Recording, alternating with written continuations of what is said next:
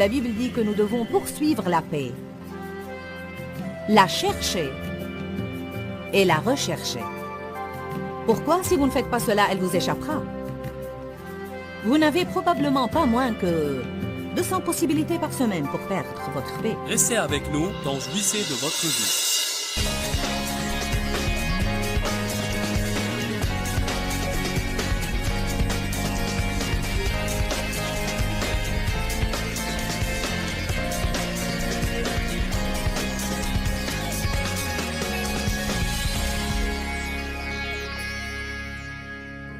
Dieu n'arrêtera pas de vous confronter. Il n'arrêtera pas de vous instruire et de vous former. Et vous allez continuer de vous retrouver de temps en temps dans de différentes situations et circonstances que vous n'aimez pas et dont la plupart surviennent à l'improviste parce qu'on ne projette pas d'avoir des problèmes. Ce sera toujours le cas jusqu'à ce que vous appreniez à rester calme durant ces moments-là, sachant que finalement, si vous êtes quelqu'un qui fait ce qui est juste, Dieu creusera la fosse pour le méchant et l'y mettra, et vous serez élevé plus haut. La parole de Dieu est magnifique. Si nous pouvons lire ces choses-là et les croire, nous pourrons faire quoi que ce soit. Nous pourrons traiter quoi que ce soit. Rien ne pourra nous vaincre. Toute arme forgée contre toi sera sans effet. Nous sommes plus que vainqueurs.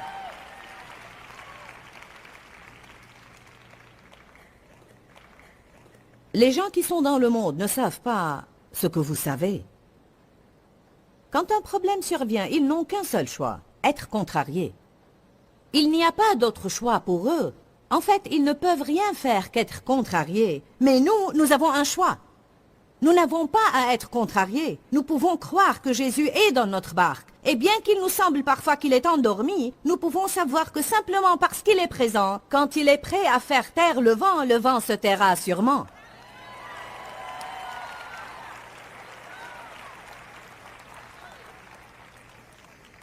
Exode 14.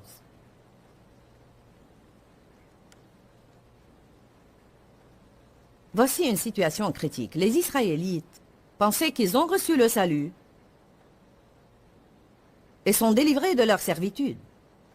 Soudain, ils ont regardé derrière eux et l'armée égyptienne les poursuivait. Ils ont regardé devant et ils n'ont rien vu que la mer Rouge. Verset 9. Les Égyptiens les poursuivirent.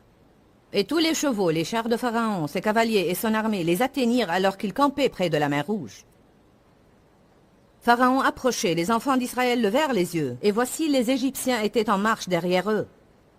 Et les enfants d'Israël eurent une grande frayeur et crièrent à l'Éternel. Ils dirent à Moïse, « N'y avait-il pas de sépulcre en Égypte que tu nous aies menés mourir dans le désert? Que nous as-tu fait en nous faisant sortir d'Égypte? N'est-ce pas là ce que nous te disions en Égypte? Laisse-nous servir les Égyptiens. Parce que nous aimons mieux servir les Égyptiens que de mourir au désert. Écoutez, dès la moindre épreuve, ils ont dit tout de suite, nous allons certainement mourir ici. Ceci va nous tuer. On aurait été en de meilleures conditions si on n'avait pas fait un pas de foi. Il fallait qu'on reste là où on était. Cela vous rappelle-t-il quelqu'un? C'était une faute, il ne fallait pas que je fasse cela. Je ne sais pas, disons que vous êtes venu à la conférence ici. Vous savez...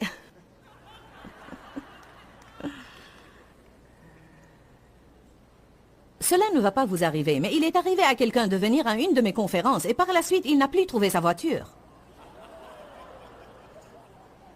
Ce n'est pas parce qu'il est venu à ma conférence. Vous savez, on vole des voitures partout. Alors, je ne dis pas que si vous venez à ma conférence, votre voiture sera volée. Mais j'essaye de dire quelque chose ici. Pouvez-vous imaginer cela?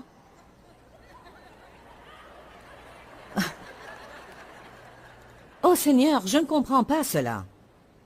Il ne fallait pas que j'aille à cette conférence. Et puis vous dites, peut-être que je suis hors de la volonté de Dieu, je ne sais pas. Dieu ne veut pas que je m'implique dans les réunions charismatiques remplies du Saint-Esprit. Après tout, elle parle en langue. Peut-être qu'il ne faut pas que je la regarde à la télé. Je vous dis que c'est la stupidité de toutes nos pensées.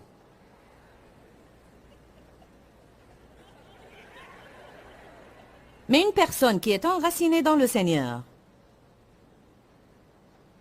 sortirait de la conférence. Et si son pneu était à plat, ou quelqu'un avait heurté sa voiture, ou il est arrivé à certaines personnes que leur voiture ne marchait pas après la conférence, et elles avaient appelé une dépanneuse. Mais une personne intelligente dirait « Ha, ha, ha, ha, ha, ha, ha. Le diable n'est pas content que je sois ici !»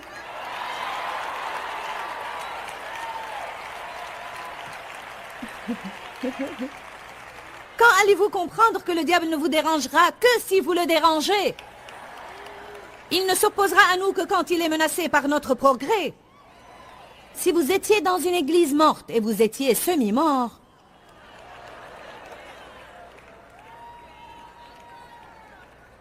le diable vous aidera à vous habiller le dimanche matin. En fait, il vous accompagnera même.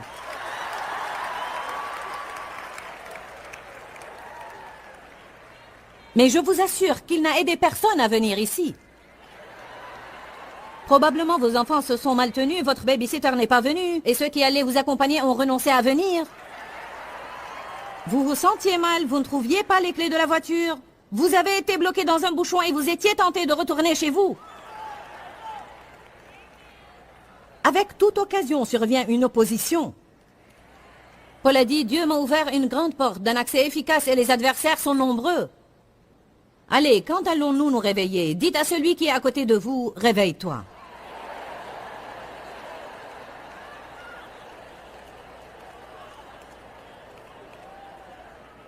Comment devons-nous faire face à nos problèmes? Pratiquons cela.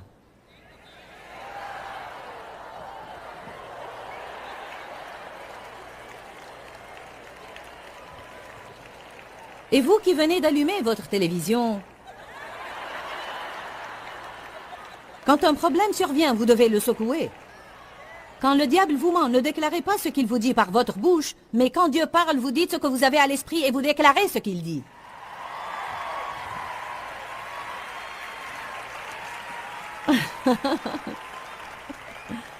Tu apprendras ça, Cindy, d'ici la fin de la conférence.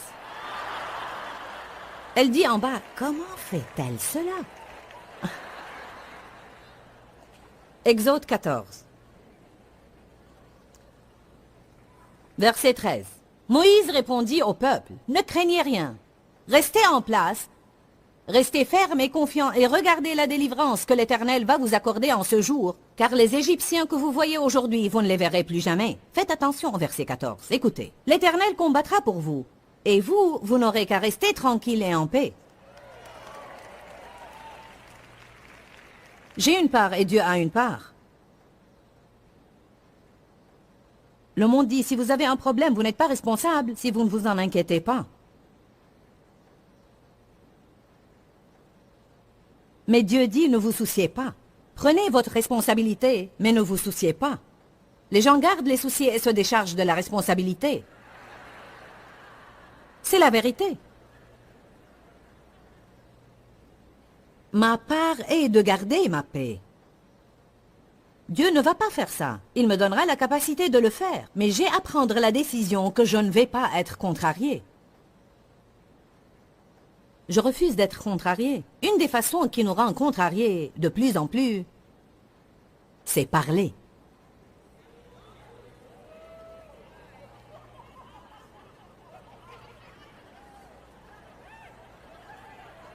Je vous ai touché, n'est-ce pas? Avez-vous remarqué que plus vous parlez de vos problèmes, plus vous êtes contrarié? Et plus nous parlons, plus nous disons des choses stupides. Amen. Nous devons en arriver au point où quand nous disons des choses stupides, nous entendons ce que nous disons. Et nous pouvons demander à Dieu de nous pardonner.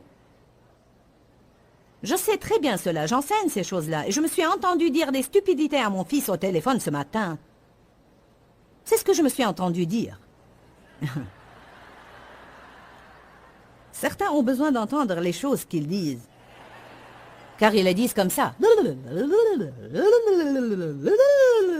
Bien, peut-être que vous ne faites pas attention à cela, mais le diable vous entend. Ce que vous dites, c'est ce que vous obtenez. La Bible dit que nous pouvons appeler les choses qui ne sont point comme si elles étaient. Et ceci ne s'applique non seulement sur les choses positives, mais les négatives aussi. Si le diable dit une chose à vos pensées et vous la déclarez par votre bouche, vous pouvez l'obtenir. Parce que les mots sont des conteneurs de force. Et ils portent une force soit créative, soit destructive. Si Dieu nous parle et nous déclarons ses paroles par notre bouche, des choses positives peuvent nous arriver. Alors j'ai dit, on rentre chez nous ce soir, Dan, et on y reste 6 jours et ensuite on part aux Philippines. Puis après on partira en Australie et je vais tenir 2 grandes conférences dans chacun de ces endroits. Puis on rentrera chez nous. À mon avis, il n'y a pas de plus long trajet que celui d'Australie. Je crois que c'est l'endroit le plus loin que vous puissiez visiter. Et j'ai dit, puis on rentre chez nous et dans 7 jours, je partirai de nouveau. Le temps d'arriver à Texas, je serai probablement esquinté. Mais au moins, j'ai entendu ce que j'ai dit. Ah! Seigneur, pardonne-moi. Je ne serai pas esquinté. Je serai énergique et forte. Je peux tout faire par Jésus-Christ. Allez, louons le Seigneur.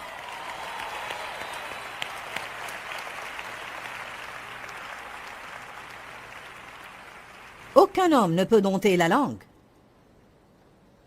Mais Dieu peut nous aider à apprendre à écouter ce que nous disons.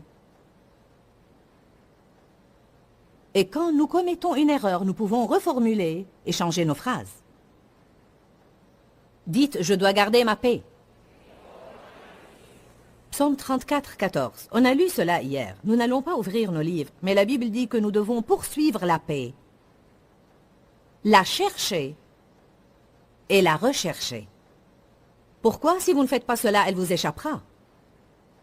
Vous n'avez probablement pas moins que 200 possibilités par semaine pour perdre votre paix. Je vais vous donner un petit devoir qui vous surprendra. Faites une de ces petites choses. Vous savez, 1, 2, 3, 4. On les appelle les marques de compte. Cherchez une petite table de compte. Gardez-la dans votre voiture ou bien dans votre poche. Un petit morceau de papier. Et chaque fois que quelque chose arrive qui risque de voler votre paix, ou la vole vraiment, ou qui est destiné à voler votre joie, notez cela. Et je vous assure, à la fin de la semaine, vous serez étonnés. Maintenant, je vois ce que le diable fait. Quand nous comprenons très bien que tout ce qu'il fait, c'est nous tendre un piège pour nous agacer, alors quand toutes ces choses arrivent, nous pourrons rire et dire « Ah ah, Satan, tu ne m'auras plus de nouveau. Si je dois attendre dans la queue, je peux le faire et je peux attendre paisiblement. Si je suis bloqué dans un bouchon, je suis en retard pour mon rendez-vous et je n'y peux rien, je dis béni soit Dieu, je vais entendre une cassette de Joyce pendant que j'attends ici. Je crois que je vais entendre des louanges de Charles et Jill et cela m'aidera à secouer mes problèmes. Amen. Quelqu'un se retire à la dernière minute et il était censé vous accompagner quelque part et il a changé d'avis à la dernière minute.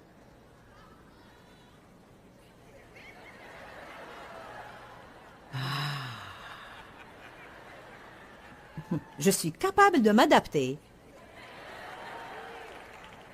par la puissance de Dieu. Dans Romains chapitre 14, la Bible dit que nous avons à garder, que nous avons à établir et maintenir la paix et à rechercher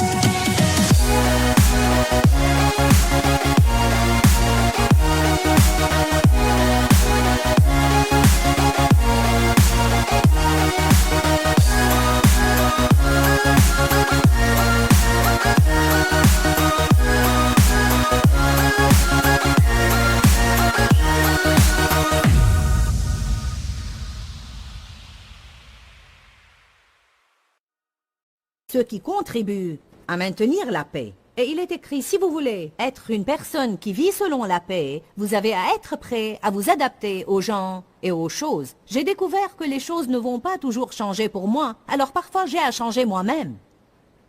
Je suis au point où je préfère changer que céder ma paix. J'étais une personne qui, je veux avoir les choses à ma façon. Point final. Si je ne les ai pas, je me fâche.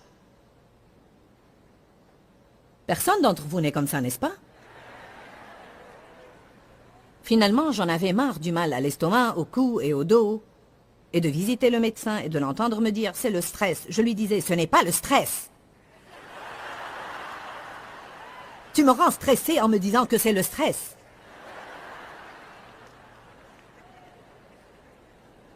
J'ai dit à un médecin « écoute, je sais qu'il y a quelque chose qui ne va pas chez moi et tu dois découvrir ce que c'est ».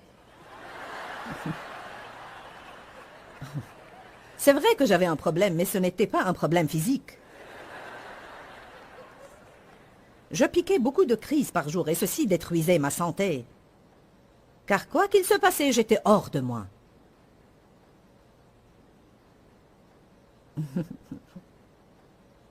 J'étais toujours sur le point d'exploser.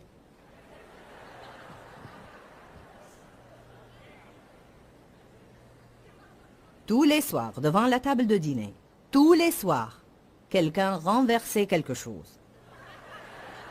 Tous les soirs, sans exception. Et chaque fois, je piquais une crise. Et tout le monde commençait à pleurer. Les enfants, oh, oh, oh.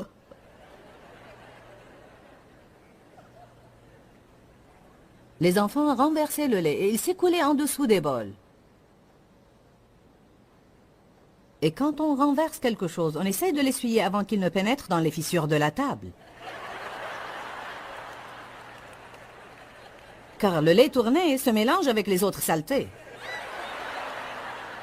Alors, si vous ne l'essuyez pas, vous aurez à démonter la table, à chercher un couteau et à enlever tout en grattant. Des saletés. Maintenant, on fabrique des tables massives. Dans le temps, elles étaient... Vous pouvez toujours en trouver. Mais pour moi, c'est fini. Ma table n'a pas de fissure maintenant. Maintenant, elle a une surface en verre et tout le monde les rafle. Il n'y a pas d'espoir. Il y a toujours beaucoup de choses que vous...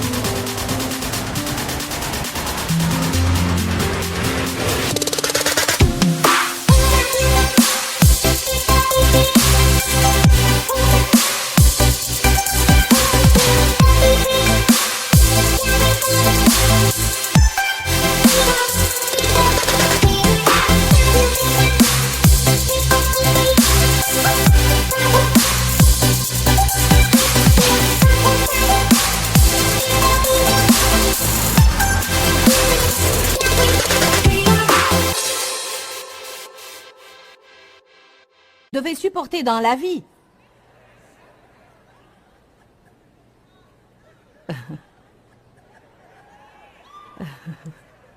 Les enfants renversaient quelque chose et je criais « Ne pouvons-nous jamais déjeuner en paix ?»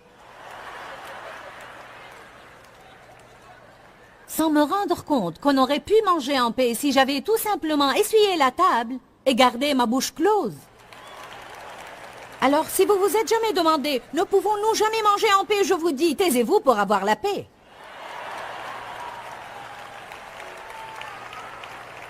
Si vous arrêtez de faire toute une histoire de toute chose qui se passe et si vous êtes prêt à changer à ce moment-là, vous pouvez certainement avoir un peu de paix. Je prêche très bien.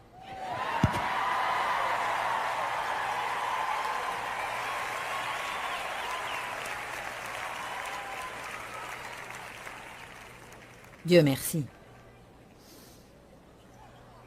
Alors, une fois j'étais sous la table, parce que un des enfants avait renversé un liquide qui a coulé sur les pieds de la table et j'étais sous la table piquant une crise et quelqu'un m'a donné un coup de pied et c'était la goutte qui a fait déborder le vase. Je veux dire accidentellement, il ne l'a pas fait exprès. Et le pauvre Dave, ayant travaillé toute la journée, rentrait chez nous et me trouvait dans un accès de colère. Et je ne comprenais pas pourquoi il voulait aller au club tous les soirs pour jouer du golf. J'ignorais pourquoi il ne restait pas à la maison.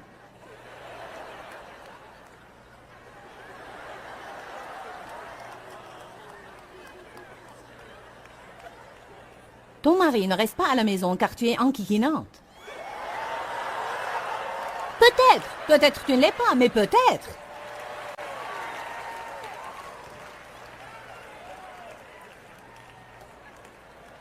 Si tu ne réussis pas à convaincre ta femme de rester à la maison, c'est peut-être parce que tu ne la cajoles pas assez. Et tu ne lui fais pas des compliments. Les hommes ont besoin de sentimentalité. Que la sentimentalité vienne sur vous.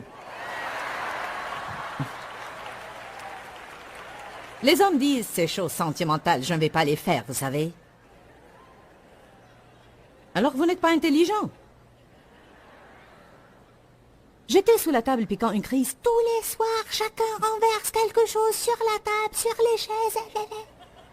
Et puis l'Esprit Saint est venu me dire précisément sous la table. Joyce, une fois le lait est renversé.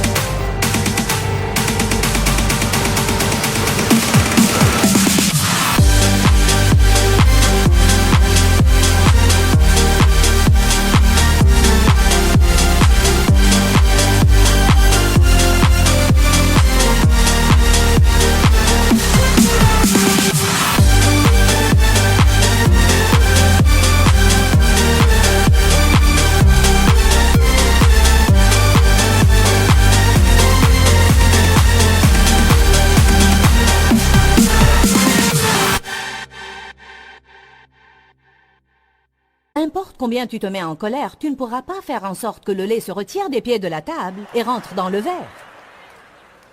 C'était la première fois que j'entends des choses pareilles. Et il m'a dit, Joyce, tu as à apprendre à t'adapter à tout. Dites à votre voisin, tu dois apprendre à t'adapter à tout. Il y a certaines choses que vous pouvez changer, mais il y a beaucoup d'autres choses que vous ne pouvez pas changer. Si on se retrouve par exemple face à une chose qu'on ne peut pas changer, il faut qu'on garde notre joie et qu'on garde notre paix et qu'on laisse Dieu combattre pour nous.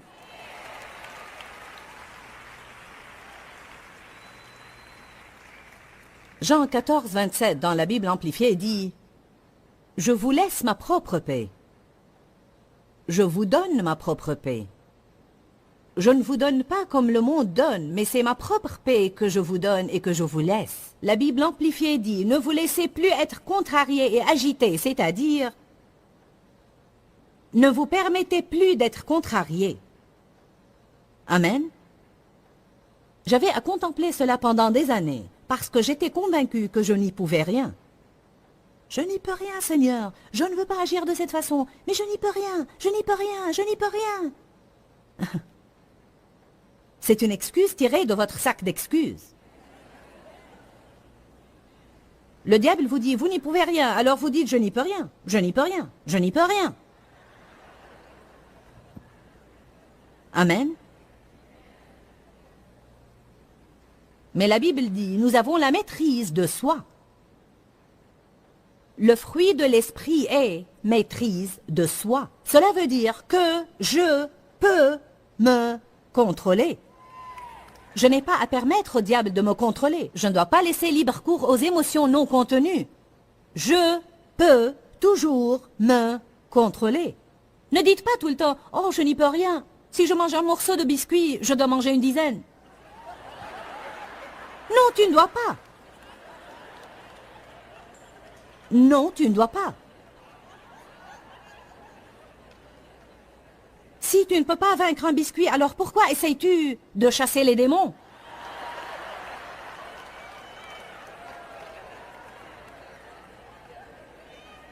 Oui, certains ne peuvent même pas vaincre un biscuit et ils essayent de chasser les démons. Sors au nom de Jésus-Christ. Bonjour. Nous nous convainquons que nous ne pouvons pas faire ces choses-là.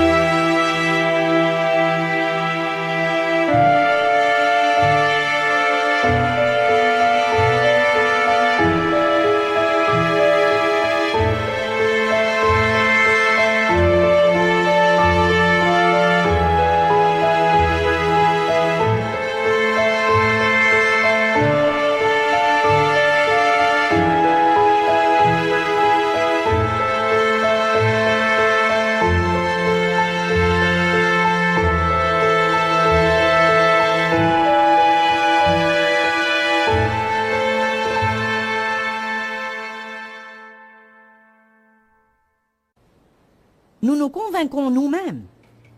Je ne peux pas arrêter de fumer.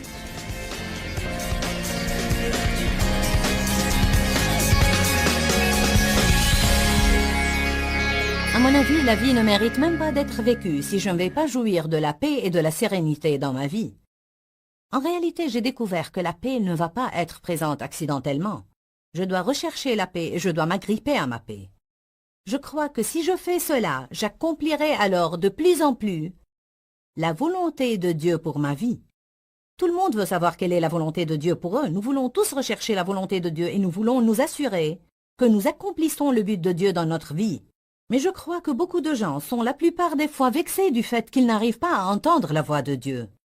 Je vous encourage maintenant, si vous voulez entendre la voix de Dieu pour que vous puissiez découvrir quel est son but pour vous, la première chose que vous devez faire, écoutez-moi bien, est de vous calmer. Jésus a dit, « Je vous donne ma propre paix.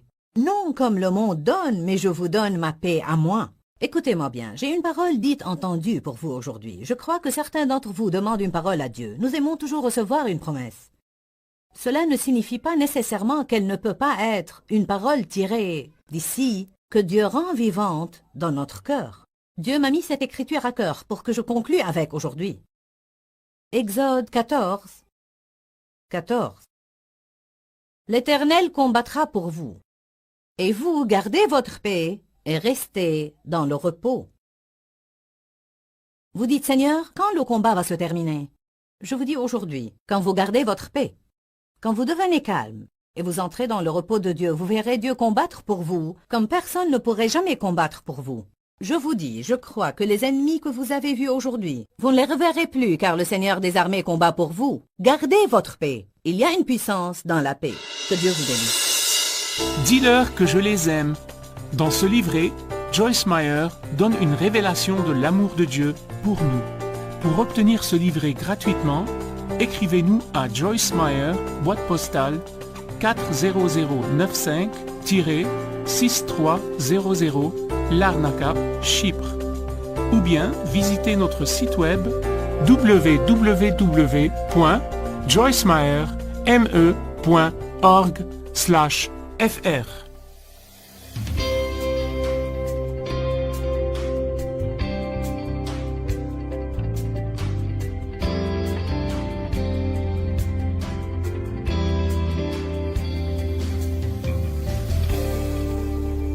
Step 1, wake up early, gonna rise with the sun. Step 2, get some good, some food in you. Step 3, think real hard about what you wanna be. Step 4, everybody just do your thing. Wake up, today's gonna be a good day. Wake up, today's gonna be a good day. Wake up, today's gonna be a good day. Wake up, today's gonna be a good day. Wake up, today's gonna be a good day. Wake up. Today's gonna be a good day. Wake up. Today's gonna be a good day. Wake up. Today's gonna be a good day. Yo, set your affirmations, aspirations. I got shit to do, the aftermath of preparation. Good food, good mood, blood in circulation. One step at a time, yeah, that's how you make it. Set a goal you control and the steps you take them. I try to pick one thought, have some concentration. And if I make a mistake, it's called education. I try to do this every day, call it replication. Wake up, today's gonna be a good day. Wake up, today's gonna be a good day. Wake up, today's gonna be a good day. Wake up, today's gonna be a good day. Wake up, today's gonna be a good day. Wake up, today's gonna be a good day. Wake up, today's gonna be a good day. Wake up, today's gonna be a good day. So life ain't easy, yo, I think there's a reason though. Ups and downs, just like every different season, yo. Sometimes I'm high, other times I'm barely breathing, though. I always gotta fight and hide from the demons, yo. Negative thoughts are poison, they rot. Head full of flies, so here come the clouds. They'll never stop unless I can swap all the bad for the good in my head when I'm lost. Yeah, so I'ma fake it till I make it. Positive thoughts are overtaken, I got patience. One day at a time is how you operate a cadence. A flow, you grow, you show yourself a foundation. Stay away from all the shit that causes temptation. I know that I like to do it cause it's sensation. I live my life in my head like a narration. Don't expect greatness, do my best, man, I'll take it. Wake up, today's gonna be a good day. Wake up, today's gonna be a good day.